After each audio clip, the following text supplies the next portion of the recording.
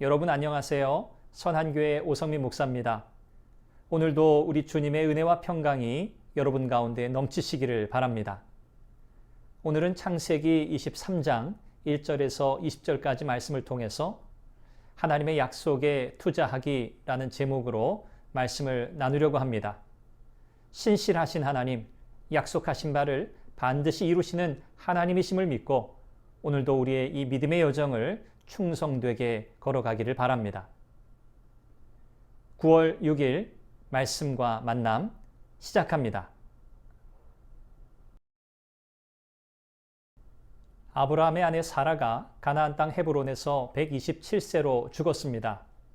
하나님의 약속만 믿고 안전하고 보장된 삶을 뒤로 한 채 인생의 절반을 나그네로 살던 아브라함에게 아내 사라의 죽음은 슬픔과 애통을 가져다 주었습니다. 더구나 땅에 대한 약속을 믿고 고생만 한 아내를 묻을 땅 한 평이 없는 처지였습니다. 이 같은 처지는 아브라함이 땅에 대한 하나님의 약속을 얼마나 신뢰하고 있는지를 시험 받을 수 있는 상황이었습니다. 아브라함은 헤브론 사람들에게 매장지를 요청합니다.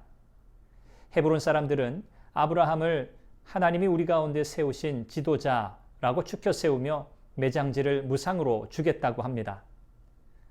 그러나 아브라함은 자신이 나그네이며 거류하는 자임을 분명히 밝히고 소할의 아들 에브론에게 속한 밭 머리에 있는 막벨라 굴을 충분한 대가를 주고 사서 매장지로 삼겠다고 합니다.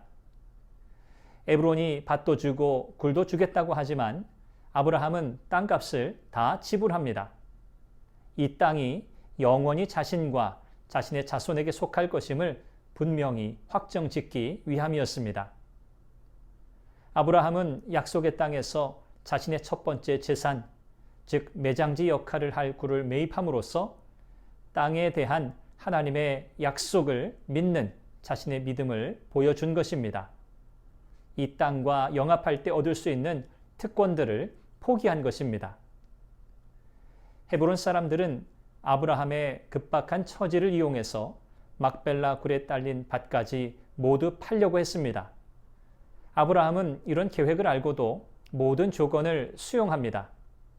사실 급해서가 아니라 이 땅을 합법적으로 얻는 것이 중요한 때라고 판단했기 때문입니다.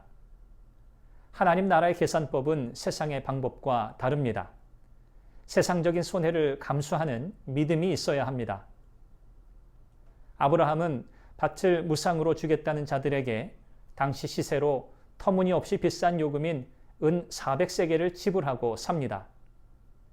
인간적인 셈법을 넘어 가진 것을 다 팔아 보화가 묻힌 밭을 산 농부처럼 하나님의 약속을 산 것입니다.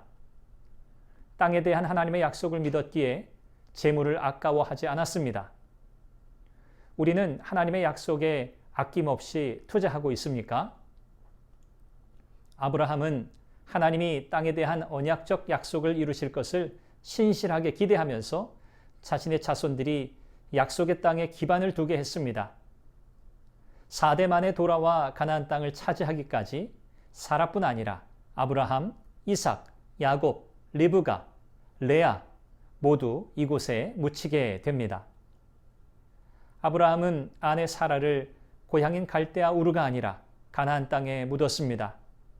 하나님이 약속하신 그곳이 바로 본향이기 때문입니다. 아브라함은 이 땅에서 약속의 실현을 보지 못하고 나그네로 살다가 죽었지만 하나님이 지으시고 다스리시는 하늘의 도성을 바라보며 믿음으로 순례의 길을 걸었습니다. 오늘 우리도 하나님의 약속을 믿고 끝까지 이 믿음의 길을 잘 걸어갈 수 있기를 바랍니다. 여러분을 축복합니다.